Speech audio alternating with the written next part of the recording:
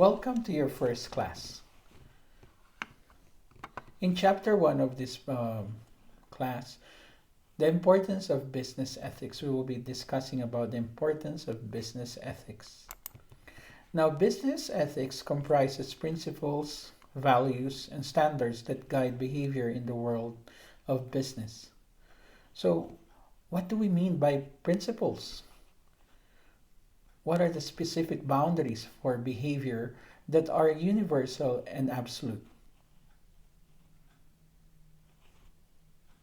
What is freedom of speech? What is civil liberties? Now, the next thing that we will be discussing is about values. So, values is used to develop social enforced norms, integrity, accountability, and trust.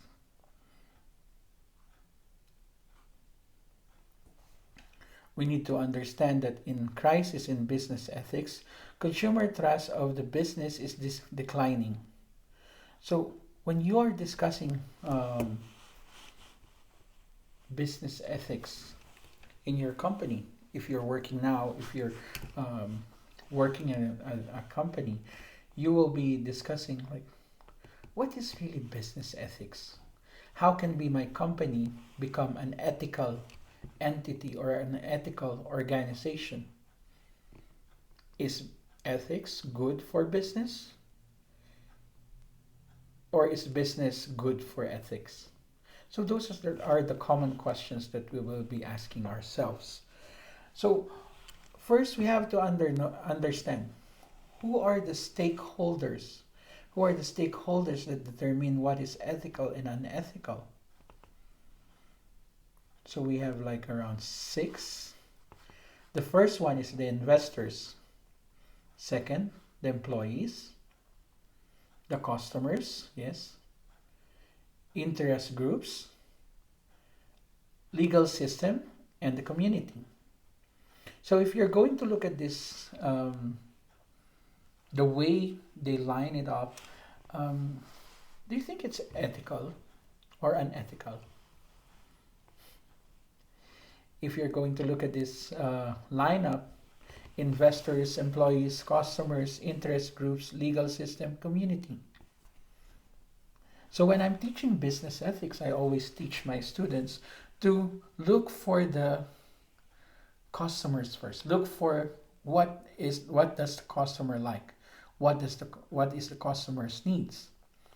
So the first thing that if I will be the one who's going to line this up, I will be doing community or the customers, and then we have the employees, and then we have the investors, then interest groups and legal system.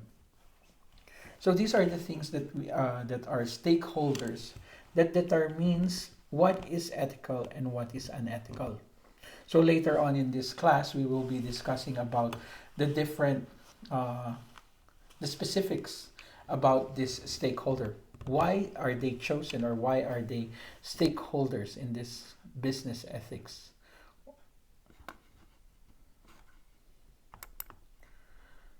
So why study business ethics? Why do we need to study business ethics?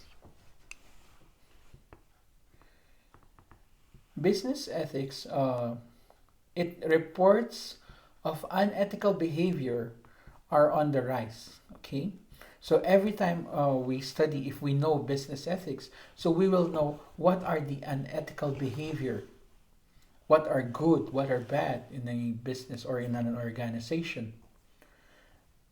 We also discuss about the society's evaluation of right or wrong affects its ability to achieve its business goals. So if your business is unethical, so do you think you're going to make money out of it? Or if your business is ethically right in the perception of the community or the stakeholders, do you think you will be doing good business? Studying business ethics is a response to Sarbanes-Oxley and stakeholders' demands for ethical initiatives. So I will be giving Sarbanes-Oxley as your homework. I want you to research on what is the main meaning. I want you to write a paper by next week. You will be submitting through my email. I'll be posting my email, and you will be writing about Sarbanes-Oxley um, demands or ethical initiatives. Now let's go back to individual ethics alone is not sufficient. Okay, so as a person, your ethics, if you're good or bad, it's not sufficient to improve the image of your company. So you have to have this culture, this business culture in your company or in your organization that gives an ethical view or um, ethical way of doing things, so that people, stakeholders, will understand that you are a good business company or you are a good organization.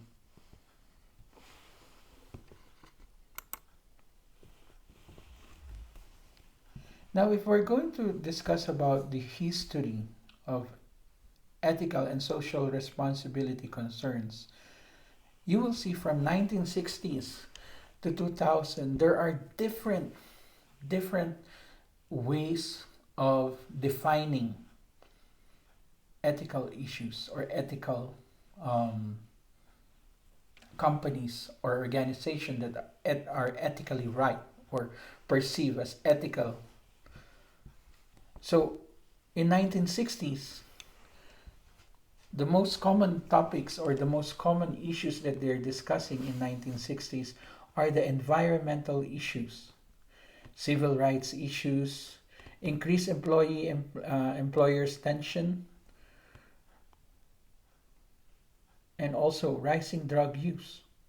It started People started to consume or abuse drugs.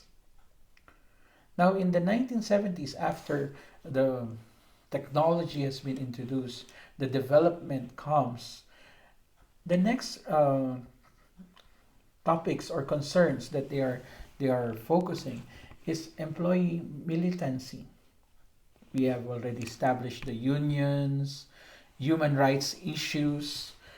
Now, this time in 1970s, they know already what is right and what is wrong, what is their right as an employee, and what is abuse in their employers. Converting up rather than correcting issues.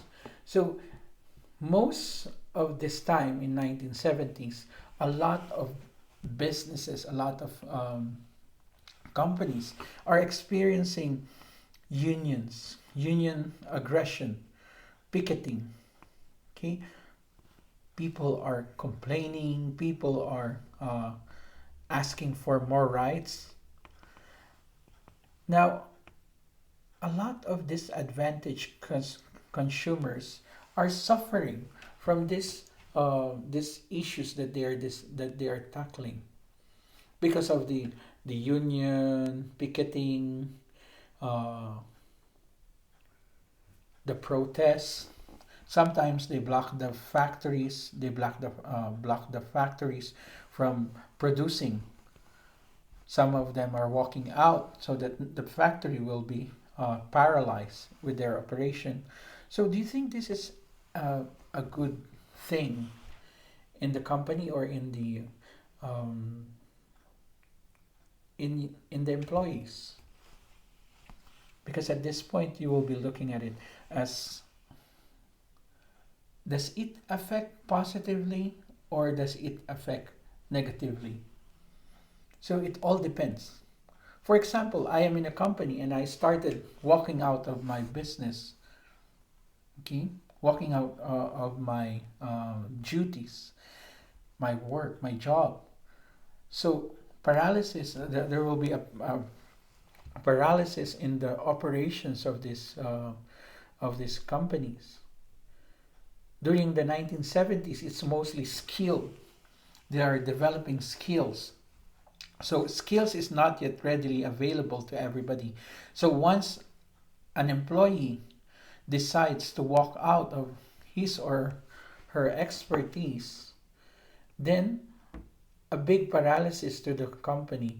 Production line will be paralyzed or will be hindered. And if you're going to look at it, why are they doing this? Why employees are going out? Why are they protesting? And protesting alone, is it an ethical issue or not? Try to understand. The first thing that you should understand here is that the way they do their protests, or the main reason why they did that protest. Why did they walk out? Maybe the company, the employers, are very unethical and the employees can no longer bear it. Or the employees, they want they found out that there is a big sales, there's um, a big production, and they want to get more of what they have contracted with the employee or the employers. So these are things that we should understand during the 1970s. Now, during the 1980s, this is where the employers, the authorities, or the leaders of the organization, they already experience how um, walking out, picketing, leaving their work affects their company. So, what do they usually do? So, sometimes this results to another ethical issues like bribing, illegal contracting practices, um, like employment or contractual employment. They are only given, like, let's say 6 months, and then they will be doing. These are the things. These are the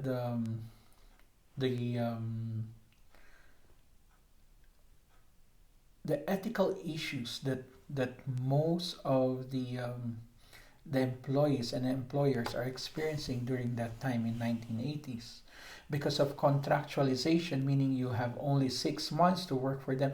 Now the company, the organization, is trying to avoid all the responsibilities that comes with a full contract of a tenured employee.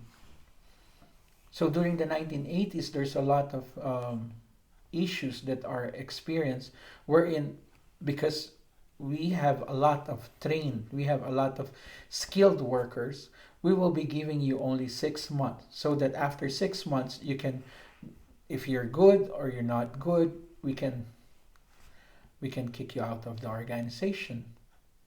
So is it unethical? Is it ethical also? So the influences of the contracts, these are where in 1980s, this is the time wherein contracts are being monitored, being read very much. Everything to the detail. They will be looking at your contract. Next, some of the in the 1980s, we have also a lot of um, in order to increase sales, they have deceptive advertisement. Like they say that, oh, this is good for you, but in fact, it's not really good for you. During the 1980s, a lot of soft drinks, they advertise that it is 0 calorie, that soft drinks are good because they are 0 calorie, they're zero sugar. So these are advertisements that we thought that is good in the 1980s. So people buy these products. But lately we discovered in 2019, 2018, that this soft drinks that claim that they have 0 calorie are not really healthy for the body, that it makes you become more fatter. Okay. So another one is because of the contracts, the companies are doing contracts like 6 months contract. So there is a lot of opportunities to do financial fraud. From examples, for examples, the savings. Okay, so people, because they are, or the employees, because they are contractual, they cannot loan. They cannot they cannot make a loan in the government. They cannot make a loan in non-bank organizations. And their savings are very small. So in 1980s, a lot of insurances came. A lot of insurances, they were saying, oh, if you pay this amount every month, and then we will, after 10 years, 20 years, then you can do this, you can have this. But without looking, okay, without looking at the contract, there are some loopholes that they will be finding out after they will be getting their fully paid, or after they finish the plan that they have. So there's a lot of transparency issues that we are discussing here. A lot of transparency issues that are not that well known during the 1980s. Now let's go to 1990s. So a lot of in the 1990s, we have um, a lot of factories are outsourcing. They're bringing the products to other countries because it's more cheaper to produce these products. So we have most of the first world country, most of the progressive countries, they bring their products to a certain country that is much cheaper in labor. For example, if I'm paying an American citizen for 5,000, 6,000 in a month, plus the benefits that I'll be giving them, compared to doing it in a third world country whom I can pay $500 a month. You see the difference. 5,000, 6,000 US dollars a month to a first world country employee, to a $500 a month to a third world country without any benefits. That includes benefits. $500 will be including all benefits. So how many people can I hire? How many employees can I have in exchange for one first world country employee? So these are the things that you will be seeing in 1990s. Outsourcing. So most of the companies in the US, they trim down. Okay, they trim down. Most of the first world country, they trim down their company, and they have only one employee. Let's say the let's say accounting department. Now the head accountant will be just one, and then they will send all their accounting jobs to a third world country, and it is much cheaper. They can have 5 or 6 or even 10 employees doing everything, and then sending it to the person, the head accountant, and she's just going to check. Everything is computed, everything is done. It will be just sent to her. She's the only thing that she's going to do is check if it's okay, if it's right, and then uh, most of those things are done already in a different country. So the company is saving a lot. The company um, is trying to to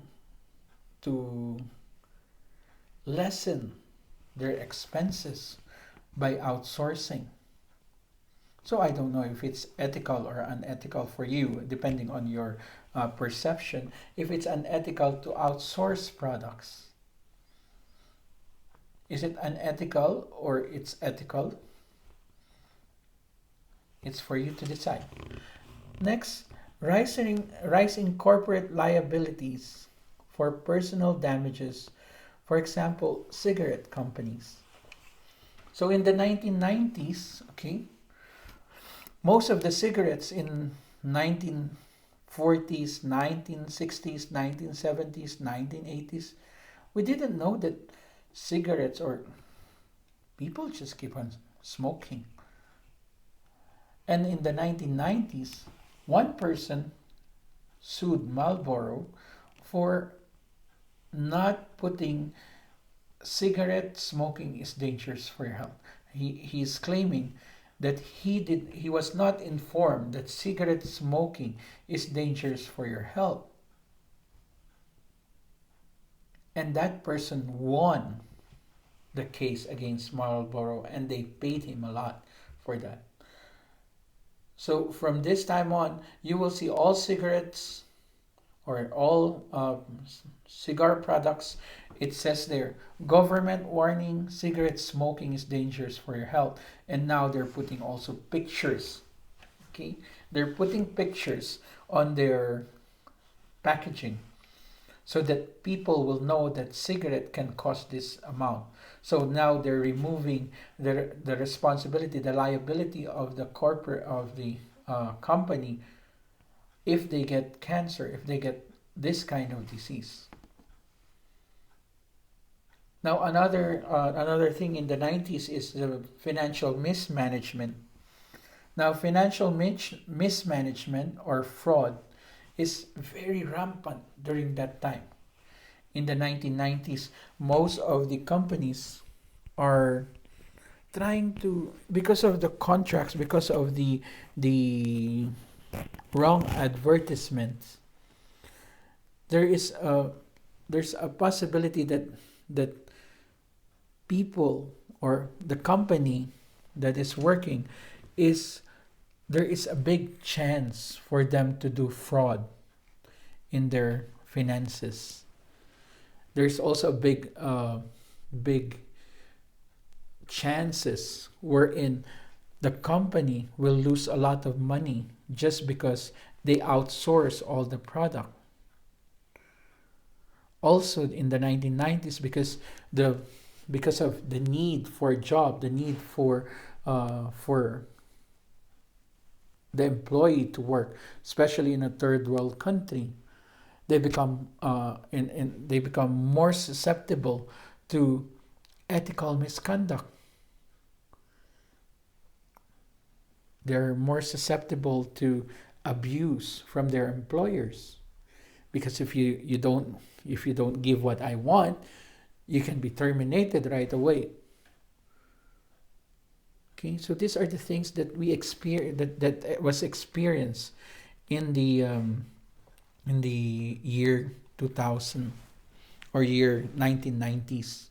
During the 90s, these are the common things that you will be experiencing, like proposals, indecent proposals from employers, abuse, sexually abused employees. There's a lot of them in the 90s. Now, when 2000 came, year 2000, so the following things, because of Y2K, technology has improved a lot. The technology develops a lot. So there is a lot of cyber crime that we are experiencing. Identity theft, fraud. So these are the things that we will be that we have experienced during the 2000. Financial misconduct, yes, it's still there because of outsourcing. It becomes much bigger. It was legalized it's the main source of income for different companies or different countries. Next, we have the global issues of safety of products, safety of their to the environment. We have experienced a lot of products that are dangerous for your health. Like we experience a lot of a lot of companies, because they want to save money, they try to shortcut some operational um, process in producing the product, which causes um, health issues or even debt to other consumers. Now, during this time also in 2000, we have a lot of issues about sustainability. Now, how can the company sustain the the production if they keep on transferring it from one country to another country, and then so we have a lot of issues of sustainability in the quality assurance of the product. And then during this time also, because the technology is already widespread, it's easier to understand, it's easier to to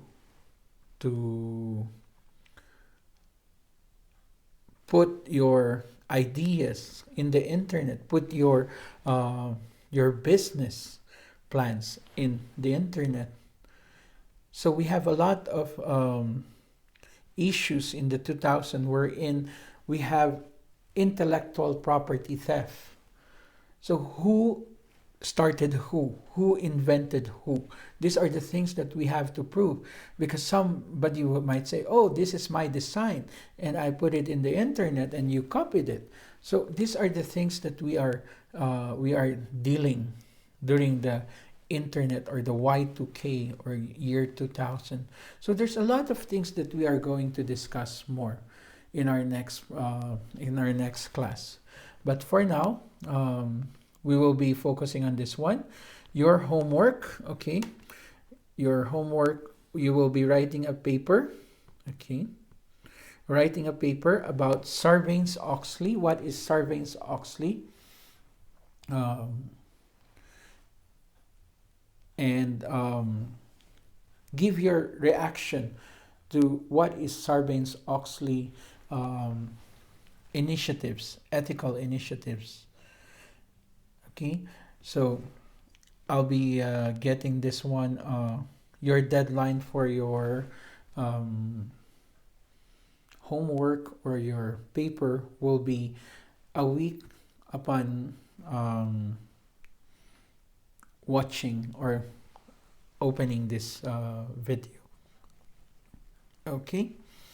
So if you have any other questions, you can always email me. I'll be putting my email address. You can send me email. You can ask me if you want some advice.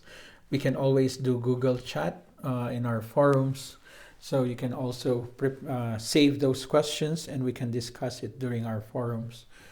So again, my name is William. I'm wishing you good day and enjoy your week.